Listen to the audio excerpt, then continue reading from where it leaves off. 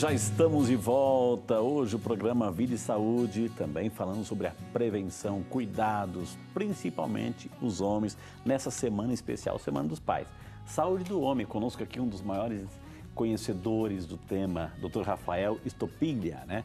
Dr. Rafael, ele é médico urologista e carinhosamente está aqui abrilhantando o nosso programa, falando às claras, assim, o que a gente precisa saber e entender para ter vida longa, vida longa.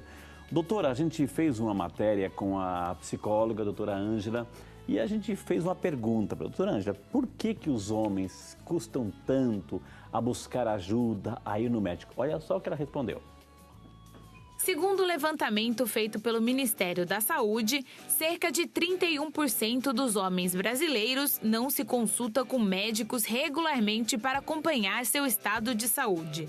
O motivo, em muitos casos, eles ainda pensam que não ficam doentes ou têm medo de acabarem descobrindo uma doença. Acredito que seja um ponto cultural, né? É muito difícil para o homem saber que ele precisa de verificar se a sua saúde está bem. Não tem isso de, após sair do pediatra, né? Já em ser encaminhado por um urologista para continuar como se faz com o pediatra, né? E então acaba sendo mais difícil. E isso vai se prolongando, entra na vida adulta e também o urologista, para quê? Não preciso, eu não tenho nada. Então é só se eu estiver com algum sintoma precisando realmente é que daí eu me dirijo ao médico, né? Historicamente, o machismo constrói de forma errada a ideia de que o homem não precisa de cuidados e, caso ele procure auxílio, é considerado como frágil. Essa questão da homogeneidade masculina, da fragilidade, como que eu vou faltar no trabalho, não posso, como que eu vou sair do trabalho e dizer, estou indo ao médico, mas está indo ao médico para quê, né? Então essa coisa mesmo social, né, de que eu tenho que estar firme, eu tenho que estar cumprindo tudo e não posso demonstrar nenhuma fragilidade ou fraqueza, infelizmente ainda é muito presente na maioria dos homens. Apesar da negligência por parte de alguns homens, o incentivo da família parece ajudar na busca por ajuda e prevenção. Então, eu acredito é mais pela mulher se preocupar mais, né? Ou ela talvez perceba, né? Olha, alguma coisa não está tão bem com você. Será que não é melhor procurarmos, né? E aí ela se adianta, ela procura, porque se deixar por ele, realmente não acontece. Aí, doutora Matéria, psicóloga, alguém que conhece e fala assim os motivos, e é tudo isso e muito mais, doutor. É importantíssimo o que a doutora Ângela falou com relação à postura dos homens, né? E uma questão extremamente importante com relação à próstata, que é o nosso foco principal nessa idade, é que basicamente não há muito sintoma, principalmente do câncer. Quando o homem ganha mais idade, tem alguns problemas do crescimento dela e ele não consegue urinar direito, ele entende que há algum sintoma e problema para procurar, mas se não sente, não procura. Aproveitando o João Donizete Barbosa, de Rio Brilhante, Mato Grosso do Sul, obrigado, seu João Donizete, que Deus abençoe o senhor. Ele pergunta, então, doutor, quais são os principais sintomas do câncer de próstata? No início, e eu digo no início, durante um bom tempo, até pelo menos alguns poucos anos, o câncer de próstata praticamente não dá sintoma. Não dói, não há um sangramento na urina. Mas algo se manifesta. Algo se manifesta, mas a doença não cresce tão rápido e ela cresce numa localização da próstata que não ofende o canal da urina e não há muito sintoma durante algum tempo.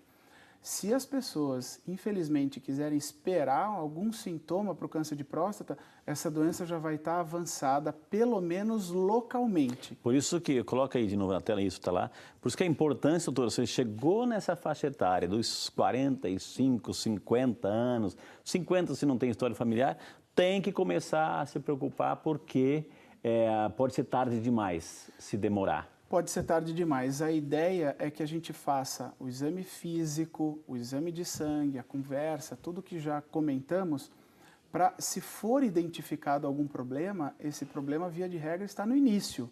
Portanto, o tratamento é mais fácil, menos custoso e menos traumático, menos problemático para o organismo do homem. Okay. Junto com a próstata, doutor, assim, a gente tem que colocar assim, os correlacionados. Coloca a telinha de novo, assim, a partir dos 50 anos, que tem mais coisas junto. Tem rim, tem intestino, tem um monte de coisa lá, doutor. Assim.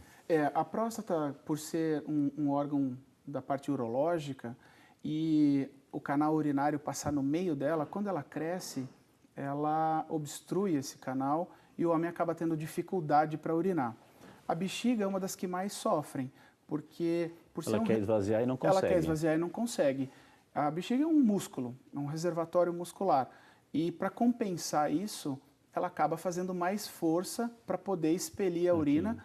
Durante muito tempo, a gente não percebe que a bexiga está fazendo mais força. E os exames e as consultas periódicas, a gente identifica que a bexiga está sofrendo, e esse é um dos motivos até para o tratamento da próstata, mesmo que o homem não sinta muito. E pode até a questão da infecção urinária, né? O líquido pode subir, pode voltar para o rim lá, e aí tem outras complicações, né, doutor? Outras complicações, como bem colocado, com relação à infecção e mau funcionamento desses órgãos, especialmente do rim, que é um órgão extremamente importante. Pacientes nessa idade, eles podem ter outros problemas de outras especialidades, como pressão alta e diabetes, que é muito comum nessa população. E esses problemas urológicos de urina, eles alteram todo esse mecanismo. Sobe pressão, uma infecção descompensa o diabetes. Então, são problemas que vão acarretando nas outras áreas de difícil controle, se tudo piorar. Doutor, tem perguntas aqui chegando, doutor, assim, que a esposa esposas perguntam assim, eu percebo que o meu marido está indo várias vezes à noite no banheiro, né, para urinar. Isso já é algum sintoma ou é normal? O que é isso? Sem dúvida, isso é extremamente importante, essa colocação, porque isso não é normal. Nenhum homem é normal acordar à noite para urinar. Porém, com a idade e a próstata crescendo, há uma dificuldade para esvaziamento da urina, como colocamos há pouco. E essa dificuldade de esvaziamento faz com que o homem, ao urinar antes de dormir, não esvazie a bexiga. Esse não esvaziamento, em poucas horas... Teve a sensação de que estava bloqueada. Sem dúvida. E em poucas horas ele tem novamente vontade para urinar, ele levanta, urina, novamente não esvazia, alivia um pouco, mas não esvazia. Dali poucas horas tem a vontade de urinar novamente. Então o fato de acordar à noite para urinar, primeiro começa esporadicamente, depois frequentemente, e depois esse paciente começa a acordar 3, 4 vezes à noite. Isso não é normal. A primeira ideia que a gente tem é do crescimento da próstata da idade. E isso pode piorar ao ponto do homem não urinar bem. E aí acontece um mecanismo interessante, que é um mecanismo paradoxal. Entendi. Ou seja, o canal está tão obstruído que a bexiga fica tão cheia que o homem não consegue urinar direito. E a urina sai ou vaza por transbordamento. As pessoas têm ideia de que o homem está com uma incontinência urinária, mas ele não está com uma perda de incontinência. Ele está com um transbordamento. Na verdade, é uma obstrução. É um paradoxo. Entendi. Isso, olha que mas é muito comum.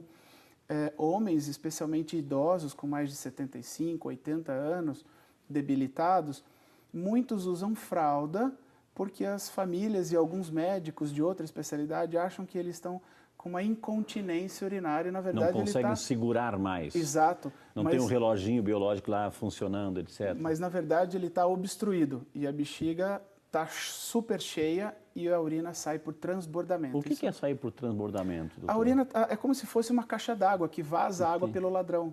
Ela está super cheia e aquela pressão enorme de urina faz com que ele perca sem controlar. Ele está perdendo o que está transbordando, Perfeito. não, né, o que está... Isso dá problema para o esvaziamento de urina dos rins e os problemas vão... O que ele tem que fazer? A quem procurar de imediato, assim, doutor? Que consequências tem tudo isso? Esses homens normalmente estão sendo acompanhados ou com um cardiologista, ou com um clínico geral, ou com um geriatra, que normalmente são os médicos de mais atenção a esses homens. Mas muitos deles, eles estão também com o urologista já há um bom tempo, desde os 40, 45, 50 anos. Então, o médico urologista também é um dos mais capacitados para essa identificação. O nosso amigo João Luiz Ferreira, Pereira, o senhor João Luiz de Varzelândia, Minas Gerais. Obrigado, senhor João, por acompanhar o programa, por estar conosco. Ele fez a pergunta que o doutor praticamente já respondeu. Todos os homens que retiram a próstata ficam impotentes? Todos, doutor? Existe uma regra geral? Não, não são todos.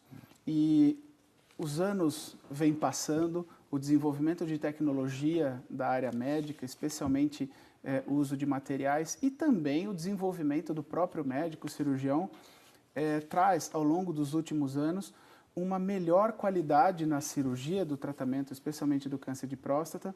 Então, obviamente, não são todos. Existe uma grande chance de ter esse problema, mas depende muito, Frei, em que estágio que está a doença.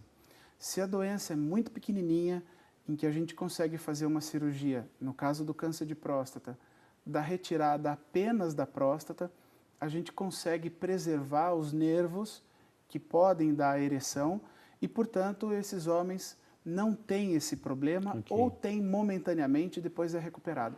Mas não são todos, não. Olha que interessante. Temos povo pergunta, diretor? Solta aí. Vamos lá, vamos às ruas. Né? Opa, depois do intervalo? Depois do intervalo. Então, depois do intervalo tem povo pergunta, o povo participa aqui, né? Antes de chamar o intervalo, a nossa ideia é fazer com que mais e mais pessoas possam acompanhar o nosso programa, a programação aqui da Rede Século XXI. E nós queremos reforçar isso que você já sabe. Nós estamos aí pela Vivo Fibra, no canal 511, né? Canal 511, Vivo, você que é assinante, aquele operadora Vivo Fibra, eu digo isso porque interessa pra gente, é claro, nós queremos divulgar. Vivo Fibra em todo o Brasil, canal 511. E aqui na região de Campinas, o canal 16. Mais opção, aos poucos a gente está entrando nas operadoras aí, de modo para que você também possa acompanhar. E se você também quiser, não acompanha, enfim, baixa o aplicativo, minha gente. Vai lá nessas lojas assim, de aplicativo, baixe o aplicativo RR21 e do seu celular, onde quer que você esteja, tendo conexão, você pode acompanhar o programa ao vivo, qualquer programa, e também participar, viu? Essa é a nossa novidade para você. Vamos chamar o intervalo, na sequência temos muito mais informações para você. Vamos falar um pouquinho sobre andropausa, reposição hormonal. Tem consequências? Vamos falar sobre isso no próximo bloco junto com você. Não sai daí.